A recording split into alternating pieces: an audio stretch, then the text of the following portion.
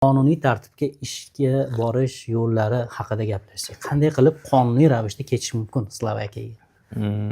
Endi umuman olib qaraganda Yevropani har qanday o'sha davlatiga ketish qonun qoidasi Slovakiyaga ham tegishli deb hisoblasak bo'ladi.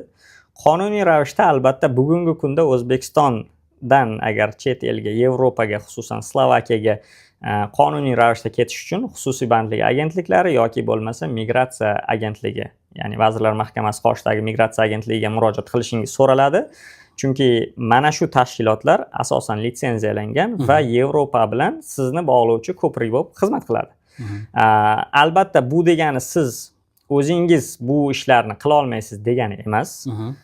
O'zlari ham qilishlari mumkin bu hujjat jarayonlarini hammasini, ya'ni ish beruvchilar bog'lanib, hujjatlarni o'z vaqtida va o'z o'rnida to'g'ri bajarib bersa ketsa bo'ladi.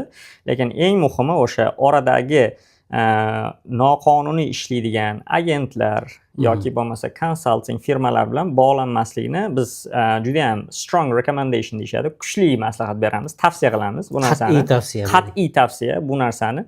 Chunki nima deydi, xizmat ko'rsatish narxlari balki farq qilar yo boshqa qilar, arzoniga uchib masalan o'sha agentliklarga murojaat qilishlari mumkin.